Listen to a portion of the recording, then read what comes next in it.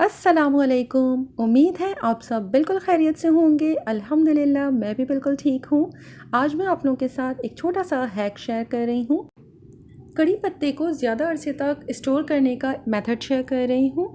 Video start करने से पहले अगर अब तक आपने मेरे चैनल को सब्सक्राइब नहीं किया तो प्लीज़ सब्सक्राइब कर लीजिए। तो आइए शुरू करते हैं। मैंने कड़ी पत्ते का एक बंच लिया है। मैं यहाँ आपको एक बंच के साथ बता रही हूँ, लेकिन आप ज़्यादा क्वांटिटी में भी इसे लेकर और सेम मेथड को फॉलो कर इसे इस तरह से स्टोर कर सकते हैं।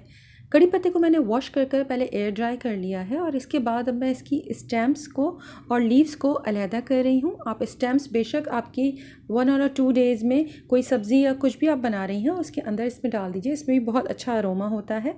बट फ़िलहाल मैं इसके लीव्स को स्टोर करने का मेथड आप लोगों के साथ शेयर कर रही हूँ।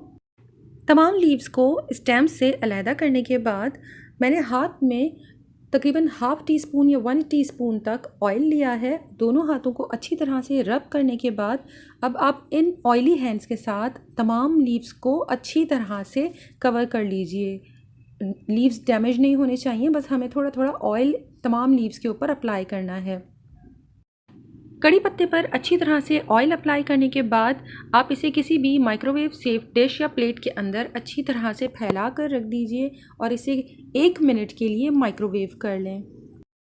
1 मिनट के बाद माइक्रोवेव से निकालें और इसे काउंटर टॉप पर एयर ड्राई होने के लिए तकरीबन 5 से 6 मिनट के लिए ऐसे ही सेम डिश में छोड़ दीजिए। जब ठंडे हो जाएंगे तो ये अच्छे क्रिस्प हो जाएंगे। इसे आप किसी भी ज़िपलॉक बैग या फिर कंटेनर में भरकर सेव कर सकते हैं। किचन कैबिनेट में रख लीजिए इजीली, फ्रिज में स्टोर करने की ज़रूरत नहीं है। इसका कलर भी ख़राब नहीं होता और इसका अरोमा बहुत अच्छा रहता है और ये बहुत लॉन्ग लास्टिंग है, ख़राब नहीं होंगे। इस तरह से आप कड़ी पत्ते को स्टोर कर रख लीजिए। और अगर ये वीडियो आपको हेल्पफुल लगी तो प्लीज़ लाइक, शेयर और कमेंट कीजिएगा और मेरे चैनल को सब्सक्राइब करना मत भूलिएगा। अपना और अपनों का बहुत ख्याल रखें। अल्लाह हाफ़िज़।